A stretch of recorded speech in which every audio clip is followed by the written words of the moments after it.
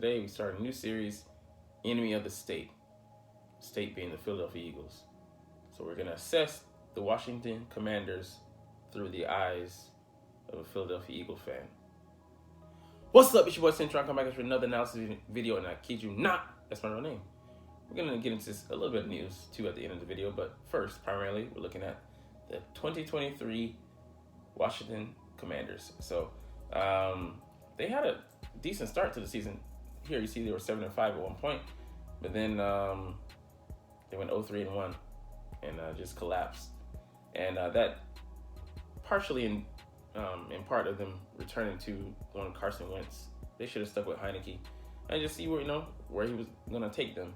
They did beat the Cowboys in a Week 18 game to end on a sweet note, but they could have made the playoffs, and they finished with a record of 8-1, and they didn't have a losing record. Nobody had a losing record in the NFC East last year, just so we went back to being the NFC Beast, but it was far from where they were a year ago.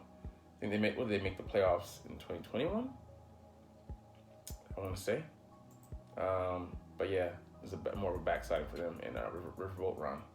So let's see who they gained in the offseason. Jacoby Brissett, they brought him in to compete with Sam Howell, but let's be honest here, he's the better quarterback, and he can be more than a stopgap. I think you put the pieces around him, he can actually be a solid starting quarterback in this league.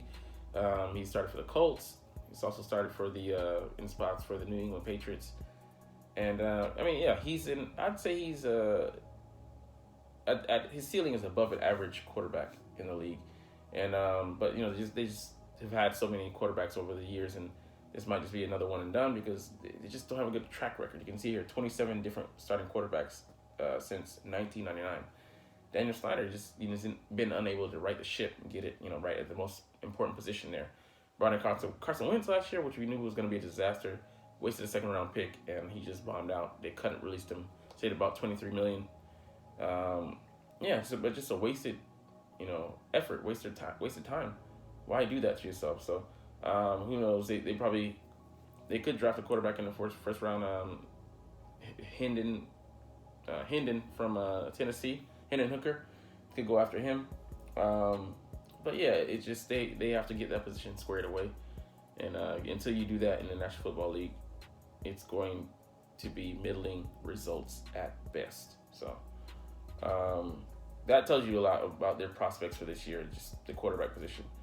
Everybody else in the division has a guy that they're sold on, at least in the interim. The Washington Redskins don't. And we can't think that Sam Howell, as great as he played in a Week 18 matchup, that he's the answer, logistically speaking. Although defense is solid.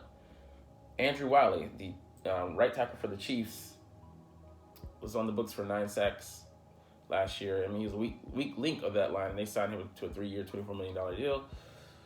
I try to move him in that guard, but that's not a win for them. He can be solid, but I think his level of play in the playoffs and in a Super Bowl definitely can be attributed to his teammates, his line mates playing alongside him. We've already seen what he looks like out of his element when they got destroyed by the Bucks in the Super Bowl several seasons ago. But you want to hedge your bets on him? As a Eagles fan, I'm happy, but as a Washington, I almost said Redskins, Commanders fan, you can't have confidence in this guy being competent on that line, especially what he displayed last year. At the very least, he was up and down, very inconsistent. All right, Nick Gates coming over from the Giants. This guy had 7 leg surgeries. That's just amazing. Still signed him to a 3-year, $16.5 million deal. He's a jag, just another guy. And why would you be counting on someone like this? It should be a depth signing, but for that money, that's borderline starter money. Because you don't pay a backup that handsomely and expect him to just come in and sit on the bench. So I hope they have a better answer than Nick Gates, but who knows? Like I said, over there in Washington, who knows? As an Eagles fan, as a Washington fan, you got to be looking at this cross-eyed. Like, why bring in a guy like this? There was several other guys that you could have brought in And it's a middling decision because you're choosing to spend money, but at the same time, like, committing money to allocating resources to the wrong resource, the wrong division, the wrong department. It's just a waste at the end of the day. So, I mean, hey, as an Eagles fan, you like it, I love it. Cody Barton signed a 1-year deal, $3.5 million, former third rounder. Last year in Seattle, 136 tackles, 2 sacks, and 2 picks. And I don't think he's better than Cole Holcomb, even though he probably had the better statistical season. I just see him, I mean, yeah, as a borderline solid starter, but nothing special. And we'll see how he plays. But the upgrades that the Giants made to their linebacker core are far better than what the Washington Redskins did. And does that have to do with people not wanting to come to play for the team?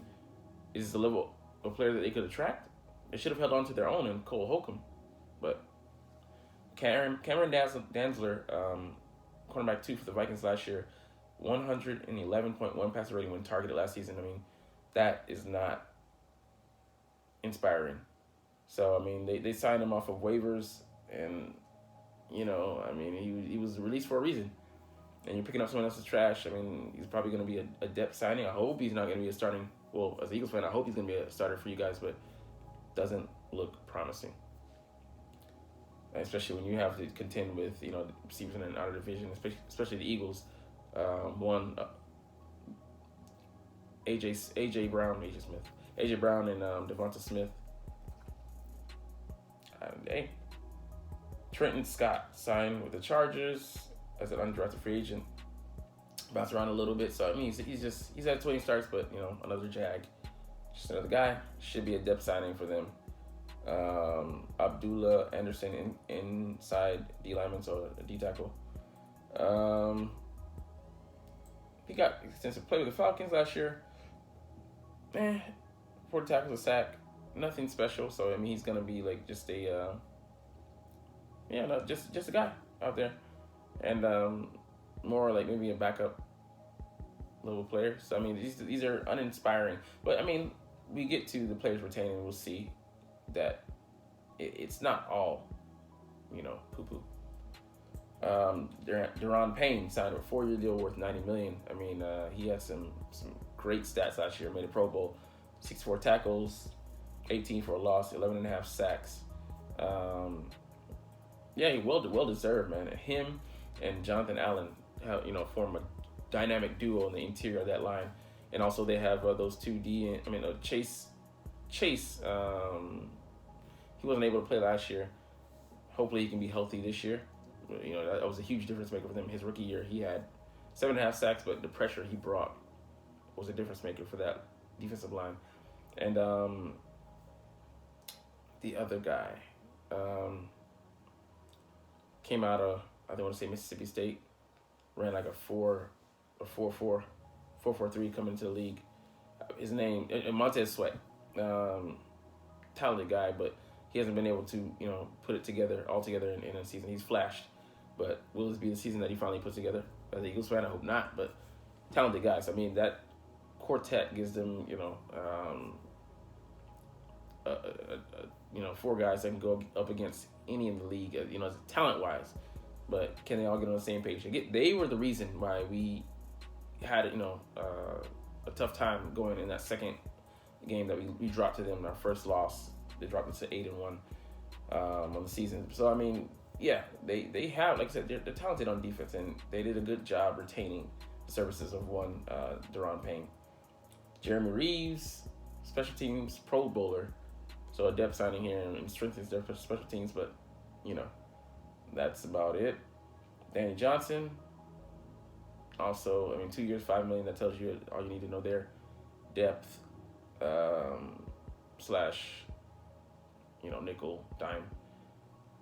DNFA Obada, rotational guy. So it tells you he's gonna be in the running to give the Deron Payne and those guys. Well, not those, but Chase, whoever, some relief. But He's not being counted on as a starter. David Mayo, again, career backup. Kaliki Hudson, backup. Rashad Wagus, backup. Tyler Larson, backup level center. Jonathan Williams, fringe roster guy. Milo Effler. I don't know either. Nate Gary, he's a former Eagle. We had one of the worst linebacking cores in the league, along with Alex Singleton. Should tell you all you need to know. So, I mean,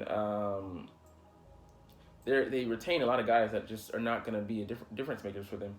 And like I said earlier, they lost Carson Wentz, Taylor Heineke. He also went to Atlanta. That was a good chance to start for them. 2-year, $14 million deal.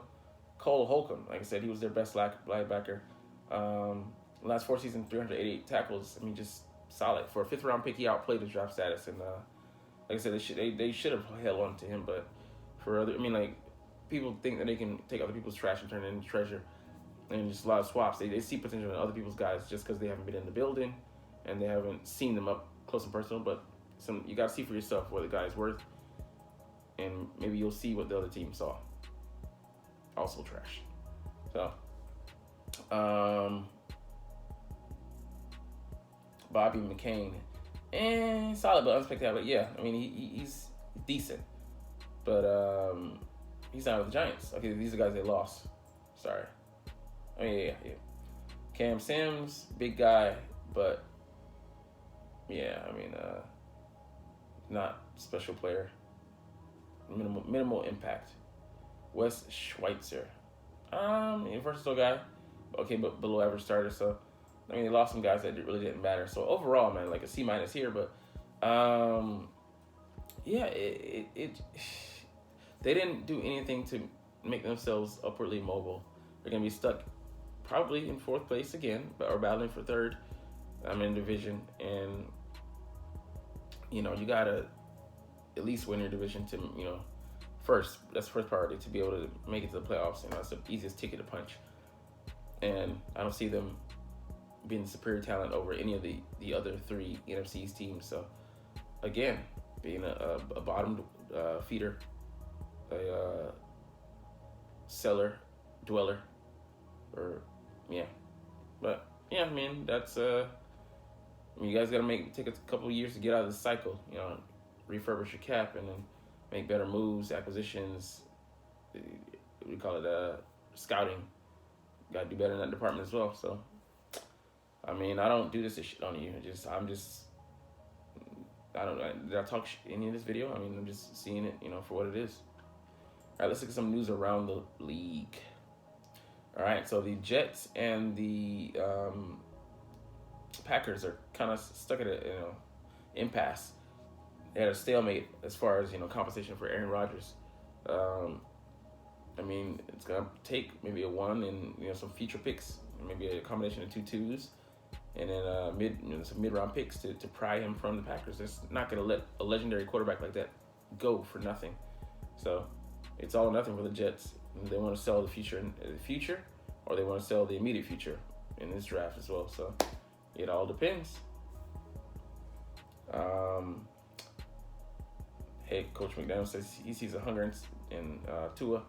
That's never been in the question. It's been more of his injury handling. How you guys have managed that poorly, and him being able to stand up to the hits. The health. I mean, he has the requisite talent. Can he stay healthy? So Sean Payton in Denver says he's not trading wide receivers Jerry Jeudy or Cortland Sutton. Hey man, you can talk all you want. Actions speak louder than words in the NFL. Head coach in Indianapolis for the Colts, Shane Steichen says Gardner Minshew's coming in to compete. I mean, sure he is.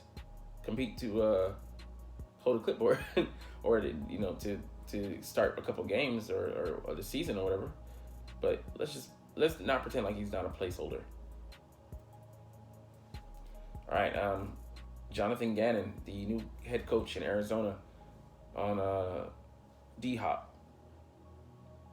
I'm operating that he's a Cardinal. Yeah, like I said, until he's not. So, I mean, let's not pretend like, walk out here under false pretenses like these guys aren't all for sale. I mean, today's legend is tomorrow's, what do you call it, betrayer that wanted to leave for more money, all this stuff. Don't be caught up in, you know, like loyalty to a team, because how the brass sees them and how we see them are two different ways. But that's gonna end it today for our video. Man, the draft is still a month away, but you know, it'll be some exciting times pontificating, and we'll see. Gonna have 2 more parts of this series, and we might actually take an introspective look, honest look at the Eagles, but we'll see. Anyways, you're not even watching though, so it's all good. But as always, fly Eagles fly, and let's motherfucking go. Like, comment, share, and subscribe if you like. Thanks for watching. Check me out at Cintron, Cintron Anime, Cintron Life, or Cintron Laughs, or other social media.